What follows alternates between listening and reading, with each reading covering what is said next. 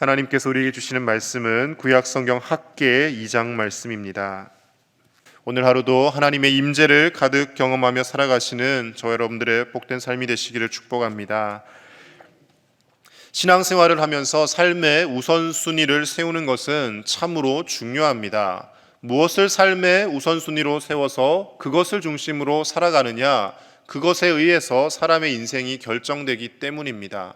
예수님을 믿는 신앙인들은 삶의 우선순위가 어디에 있어야겠습니까? 당연히 하나님 나라와 하나님의 의와 많은 사람들의 구원받는데 그 삶의 우선순위가 있어야 합니다. 이 땅을 살아가면서 먹고 사는 것이 당연히 중요하고 먹어야 살 수 있지만, 그러나 하나님의 자녀들은 어떤 마음가짐으로 사는 것이 중요합니까?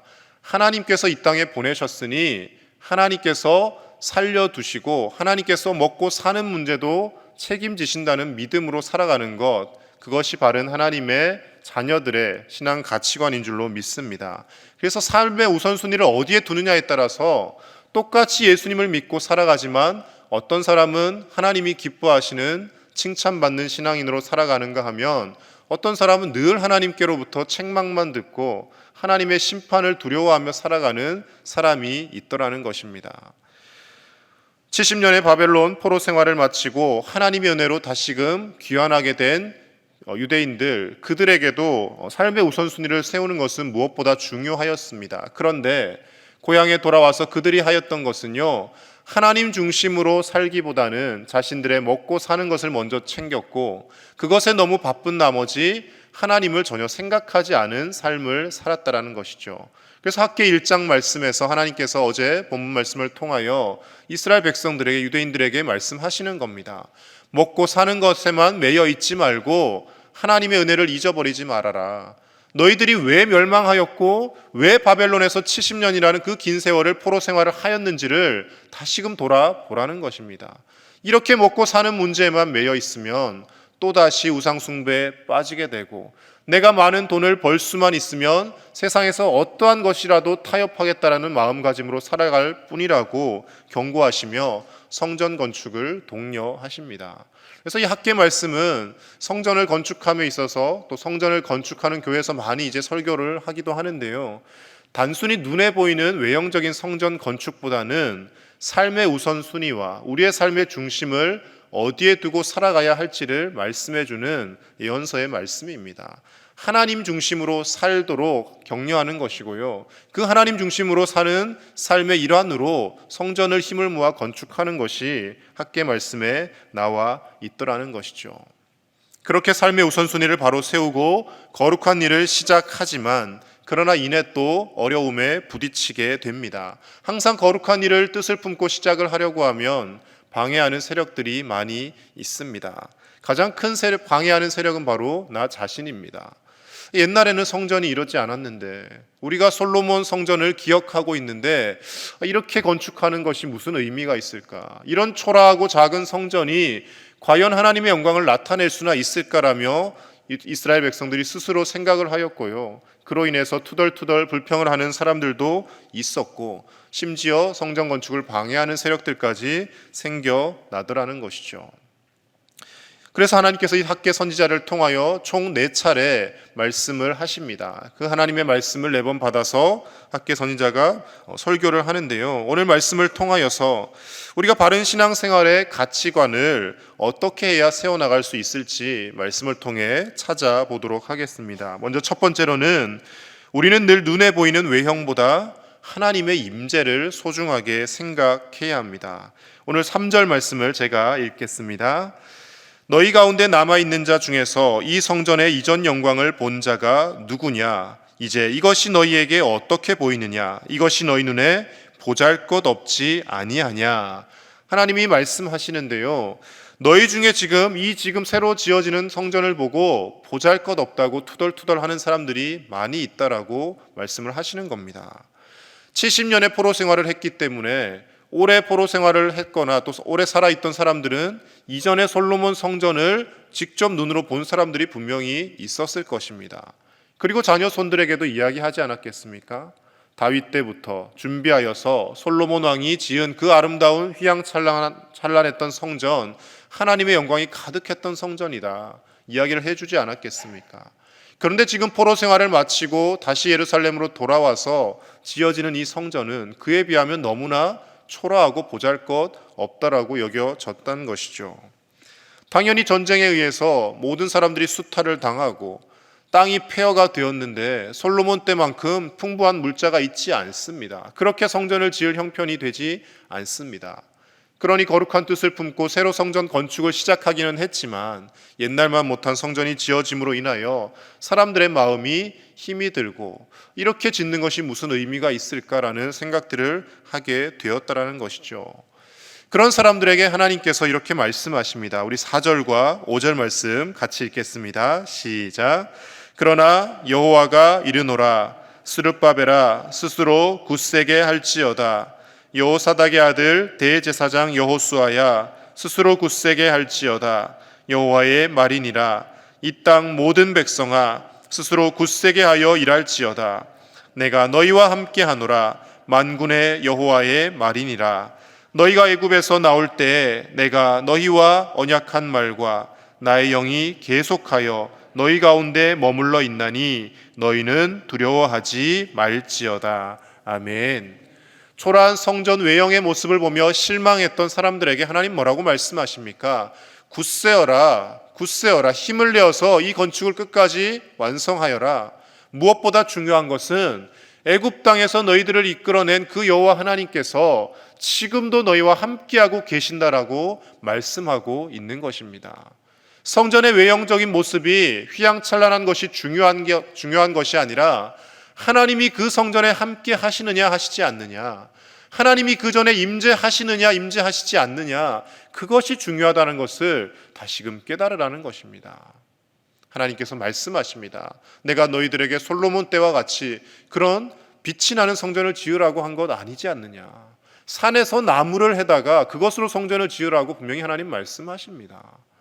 비록 겉모습은 초라해 보인다 할지라도 하나님이 그곳에 임재하시기만 하면 그 성전은 그 어떤 휘황찬란한 성전보다 귀한 곳이라고 하나님은 분명히 말씀하고 계십니다. 오늘날 신앙생활을 하는 우리의 삶도 마찬가지입니다. 세상에 크고 넓은 교회들이 많이 있습니다. 많은 건축비를 들여서 정말로 편의시설을 다 갖추고 교회 안에 들어가기만 해도 이것이 교회인지 호텔인지 구분이 되지 않을 만한 교회들도 분명히 있습니다. 그렇게 하나님의 전을 귀하게 많은 성도들이 정성을 모아서 짓는 것도 중요하죠. 그곳에서 신앙생활을 잘하면 나름대로의 의미가 있습니다. 그런데 그런 크고 외형적으로 보기에 훌륭해 보이는 교회들은 많이 있지만 그 큰 교회 내에서 점점 타락한 모습들이 더 많이 보여지는 것이 가슴 아픈 현실이라는 것입니다. 목회직을 세습하고 아들에게 담임 목사직을 물려주기 위해서 어떠한 부정과 편법도 서슴지 않고 심지어 노예와 총회 사람들까지 매수를 해서 한국 교회를 무너뜨리는 일들이 시골에 있는 작은 교회에서 일어나지 않습니다. 큰 수만 명이 모이는 대형 교회라는 곳에서 수많은 돈을 들여서 정말 누가 보아도 아름답게 건축이 되어졌다라는 교회들에서 그런 일들이 일어나지 않습니까? 무슨 생각을 가지고 목회를 하는 것일까요? 이 교회가, 이 훌륭한 건축물이 하나님의 전이 아니라 내 자녀에게 물려주어야 할 사유재산이라고 생각을 하기 때문에 그런 일들이 일어난다는 것입니다. 천막과 텐트를 치고 예배를 드리더라도 그곳에 하나님이 임재하시면 그곳이야말로 하나님의 영광이 가득한 곳이 되어질 줄로 믿습니다. 예전에 신학대학원에 있을 때 개척을 하셨던 한 선배 목사님이 오셔서 특강을 해주신 적이 있습니다. 이분이 전도사 부목사 시절에 작은 교회를 한 번도 가지 않았던 분입니다. 큰 교회에서만 수십 년간 부교역자 생활을 하시며 서울에 있는 온누리 교회라는 곳에서 등록 교인 수만 해도 5만 명이 넘지 않습니까? 주일날 코로나 전에는 예배 인원도 10,000명이 넘는 그런 큰 대형 교회입니다. 거기서 부목사님으로 오랫동안 생활을 하시고 하나님께서 주신 감동이 있어서 지하 상가에 개척을 하였습니다. 이름을 창문교회라고 이렇게 지어서 세상의 많은 사람들이 하나님을 볼 수 있는 창문의 역할을 하겠다라고 생각을 하며 교회를 개척했습니다. 개척 멤버가 없어요. 가족들, 사모님과 그리고 두 자녀들, 이렇게 4식구가 개척을 한 겁니다. 그리고 또 이분이 또 외골수적인 면이 있습니다. 절대로 내가 개척을 해서 다른 교회 다니다 온 성도는 받지 않겠다. 초신자들만 세례를 주어서 교회를 부흥시키겠다라는 그런 또 목회적 철학을 가지고 개척교회를 시작하신 것입니다. 그때 아마 신학대학원에 오셔서 특강을 하셨을 때가 개척을 하시고 10년, 한 2, 3년 지났을 때였는데요. 그렇게 초신자들만 세례를 주어서 그래도 5, 60명의 교회를 이루게 된 것이죠. 너무나 귀한 사역입니다. 그런데 이분의 말씀에 처음 개척을 하고 첫 예배를 내 식구가 모여서 드리는데 그때 이제 어린 아이들이었죠, 자녀들. 아들 2명이 울면서 이야기를 하는 겁니다. 온누리교회 큰 교회, 시설이 잘 갖추어진 교회만 있다가 그 지하 상가에서 예배를 드리니까 그 어린 자녀들의 마음에는 얼마나 실망이 되었겠습니까? 아빠 이거 교회 아닌 것 같아요. 이게 무슨 교회야? 이렇게 이야기를 하더라는 것이죠. 교회는 이 마이크도 잘 나와야 되고 사람들도 많이 있어야 되고 이렇게 뭐 좋은 시설도 많이 있어야 되는데 이게 무슨 교회냐고 그 목사님의 어린 자녀들이 울면서 이야기를 하더라는 것이죠. 그때 목사님께서 아니다, 그렇지 않다. 이거야말로 하나님이 기뻐하시는 교회다. 우리 사람 4명 모였지만 하나님이 여기 함께 하시니까 이건 교회다라고 어린 자녀들에게 아무리 설명을 해도 그때는 알아듣지 못했는데 나중에 이제 자라고 나서는 그 자녀들이 이해를 했겠죠. 그렇게 목회를 하며 정말로 예수님을 믿지 않던 사람들만 모아서 50명 이상을 세례를 주며 등록교인 100명에 달하는 교회가 이루어져 갔다라는 것입니다. 크고 휘황찬란한 교회가 하나님이 기뻐하시는 교회가 아니라 이렇게 지하 상가에 단 4식구가 모여서 예배를 드리더라도 하나님이 그곳에 임재하시며 그 예배를 받으시면 그것이 가장 큰 교회인 줄로 믿습니다.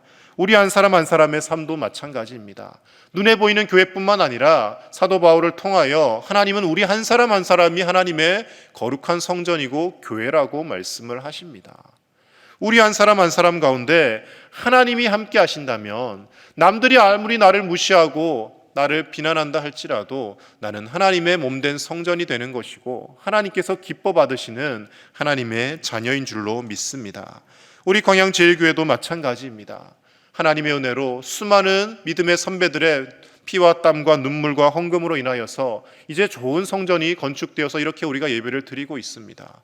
그렇다면 이제 우리가 무엇보다 추구해야 할 것은 이 하나님의 전에 하나님의 영광이 가득할 수 있도록 하나님이 임재하셔서 하나님이 영광 받으실 수 있도록 하나님의 임재가 가득한 교회를 기도하며 우리가 만들어 가야 할 줄로 믿습니다.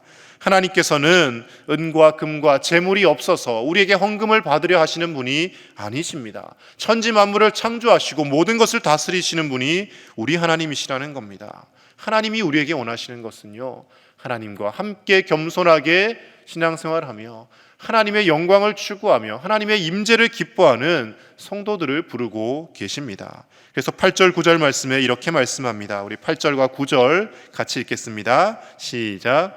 은도 내 것이요 금도 내 것이니라. 만군의 여호와의 말이니라. 이 성전의 나중 영광이 이전 영광보다 크리라. 만군의 여호와의 말이니라. 내가 이곳에 평강을 주리라. 만군의 여호와의 말이니라. 아멘. 계속해서 반복되는 단어가 있습니다. 만군의 여호와, 만군의 여호와. 유독 이 학개서의 말씀에 만군의 여호와라는 말씀이 자주 등장합니다. 왜 이렇게 의도적으로 반복하고 있겠습니까? 성전 건물이 초라하다고 실망하지 말라는 겁니다. 하나님은 만군, 만명의 군사를, 아니 그것보다 더한 천군 천사를 거느리신 무엇보다 크신 하나님이시기 때문에 그 하나님이 이 성전에 계시면 외양이 아무리 초라하다 할지라도 이곳은 초라한 성전이 아니라 하나님의 영광이 가득한 곳이 되어진다라는 것입니다. 아무리 좋은 건축 자재를 사용하고 편의시설과 온갖 좋은 것을 다 갖다 놓아도 하나님께서 그곳에 함께 하시지 않으면 그 성전은, 그 교회는 아무 것이 아닌 것이 되고 맙니다. 우리 광양제일교회가 하나님의 임재가 가득한 교회, 하나님께서 늘 이곳에서 예배를 받으시고 영광을 받으시는 하나님의 영광이 드러나는 그런 교회가 될 수 있도록 우리 모두가 함께 기도하며 거룩한 하나님의 전을 만들어갈 수 있기를 간절히 축복합니다. 한 가지만 더 보면요. 두 번째로 우리는 그 하나님이 임재하실 수 있도록 우리 한 사람 한 사람의 거룩함을 회복해야 합니다. 오늘 12절과 13절 말씀에 하나님께서 이런 말씀을 하십니다. 우리 12절 13절 같이 읽겠습니다. 사람이 옷자락에 거룩한 고기를 쌌는데 그 옷자락이 만일 떡에나 국에나 포도주에나 기름에나 다른 음식물에 닿았으면 그것이 성물이 되겠느냐 하라. 학개가 물음에 제사장들이 대답하여 이르되 아니니라 하는지라. 학개가 이르되 시체를 만져서 부정하여진 자가 만일 그것들 가운데 하나를 만지면 그것이 부정하겠느냐 하니 제사장들이 대답하여 이르되 부정하리라 하더라. 아멘. 이 말씀은 무슨 뜻이냐면요, 하나님께 바쳐질 거룩한 성물을 싼 그 옷자락이 하나님께 드릴 성물을 쌌기 때문에 함께 거룩하여집니다. 그런데 그 거룩해진 옷자락이 다른 부정한 것에 닿기만 하면 부정한 것이 거룩해지는 것이 아니라 거룩했던 옷자락도 부정해진다라는 거죠. 반면에 부정한 시체를 만지면 그 어떤 사람이라도 부정해진다. 이 말은 무슨 뜻이냐면요, 거룩함이 더 우리에게 영향력을 미치는 것이 아니라 세상의 타락함과 부정함이 훨씬 더 우리에게 영향을 미치고 들어오기가 쉽다라는 겁니다. 부정해졌던 것을 거룩하게 하기는 어렵지만 거룩했던 우리가 자칫 잘못하면, 세상의 잘못된 것과 조금만 접촉을 하면 이내 부정해질 가능성이 크다라는 것을 말씀해 주고 있는 것이죠. 그래서 하나님께서 학개 선지자를 통하여 그들에게 말씀하십니다. 너희 백성들이 이렇게 부정하여졌기 때문에 바벨론의 포로 생활을 할 수밖에 없었고, 하나님이 하나님께로 돌아오도록 만들기 위하여 정말 고륙지책으로 심판을 하실 수밖에 없었다라고 말씀을 하시는 것입니다. 그러나 이제 작고 초라한 성전을 건축하더라도 거룩함을 회복하면 하나님께서 다시금 복을 주시겠다고 19절 말씀에서 말씀하십니다. 우리 19절 마지막으로 함께 읽습니다. 시작. 곡식 종자가 아직도 창고에 있느냐? 포도나무, 무화과 나무, 석류나무, 감람나무의 열매가 맺지 못하였느니라. 그러나 오늘부터는 내가 너희에게 복을 주리라. 아멘. 이제 우리가 거룩함을 회복하고 하나님의 전을 건축하는 일에 마음을 모아서 거룩한 뜻을 가지고 하나님 우선순위를 두고 살아간다면 하나님이 이제 다시는 자연재해로 심판하지 않으시고 오늘부터는 다시금 복을 주시겠다고 약속을 하고 계신 것입니다. 물론 오늘날 홍수의 피해를 입거나 지진이나 자연재해를 두고 하나님이 심판하셔서 벌을 받았다라고 우리가 함부로 재단하여서는 안 됩니다. 그러나 분명한 것은 우리가 감당할 수 없는 악한 질병들, 여러 가지 자연재해와 기근들, 그 모든 것들이 인간의 죄악으로부터 비롯되었다는 것은 누구도 부정할 수 없는 사실입니다. 점점 편의에 빠지다 보니 환경이 오염되어져 가고요, 지구온난화로 인하여서 이전에는 없던 이상기후들이 일어납니다. 어제도 낮에 12시쯤이었나 집에 있는데 갑자기 막 돌풍이 몰아치고 비바람이 몰아치더라고요. 깜짝 놀랐습니다.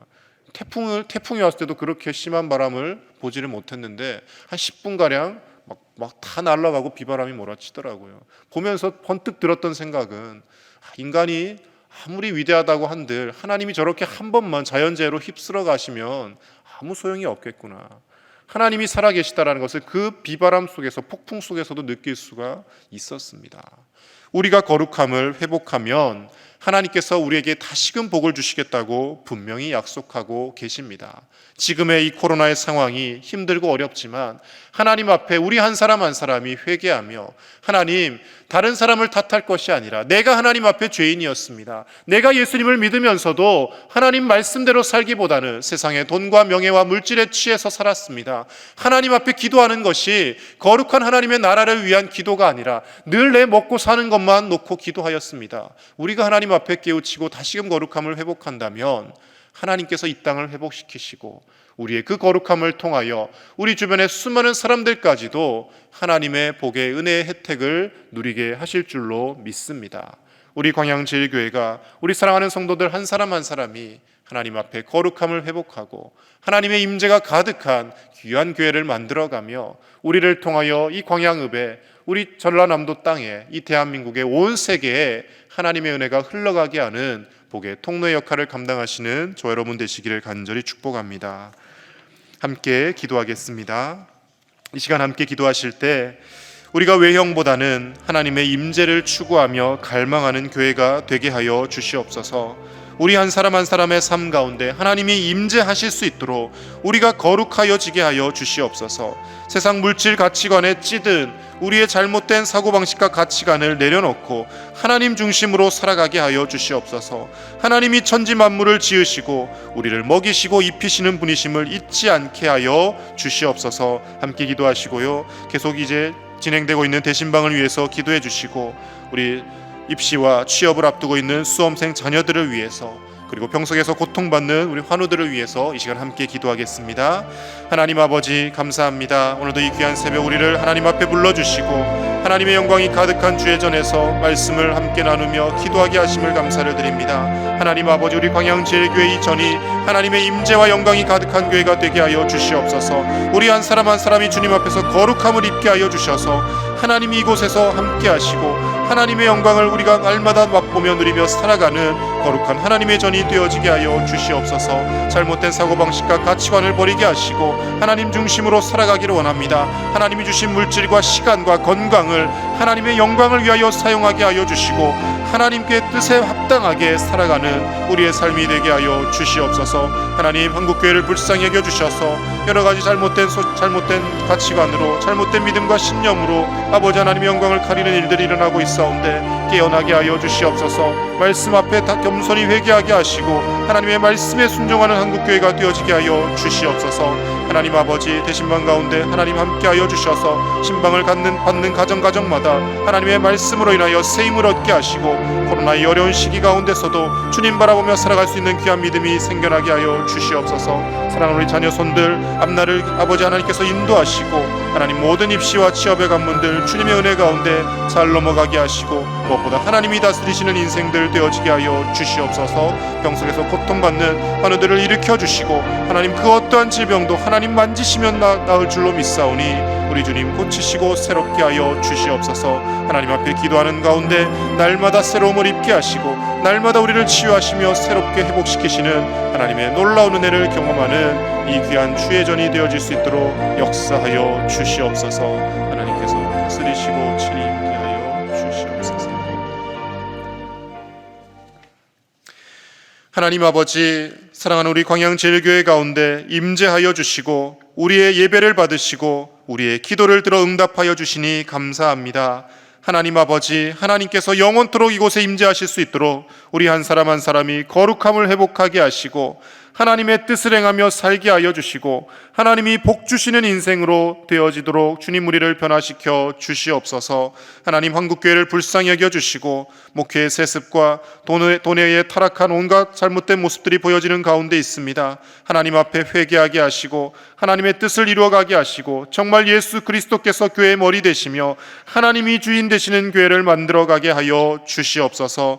하나님, 사랑하는 우리 자녀 손들을 기억하여 주셔서 모든 취업과 입시의 관문을 하나님의 은혜 가운데 잘 넘어가게 하시고 무엇보다 주님이 주시는 평안함으로 그 모든 시험에 임하게 하여 주시옵소서. 인생길을 놓고 염려하며 걱정하는 것이 아니라 하나님께 내어 맡기고 하나님의 손에 이끌림 바 되어서 하나님께 사용되어지는 거룩한 하나님의 자녀들로 성장케 하여 주시옵소서. 대신방 가운데 하나님 임재하셔서 가정마다 필요한 말씀들을 공급하여 주시고 그 하나님의 말씀으로 이 코로나의 어려운 시기 가운데서도 힘을 얻고 살아가는 우리 모든 제일의 가족들 될 수 있도록 축복하여 주시옵소서. 오늘도 병석에서 고통받고 있는 환우들을 일으켜 주시고 주의 손으로 어루만지시며 예수 그리스도의 거룩한 십자가의 보혈로 머리부터 발끝까지 씻어 주셔서 온전한 치유와 회복이 일어날 수 있도록 하나님 우리 가운데 역사하여 주시옵소서. 감사를 드리며 우리 주 예수님의 이름으로 기도드립니다. 아멘.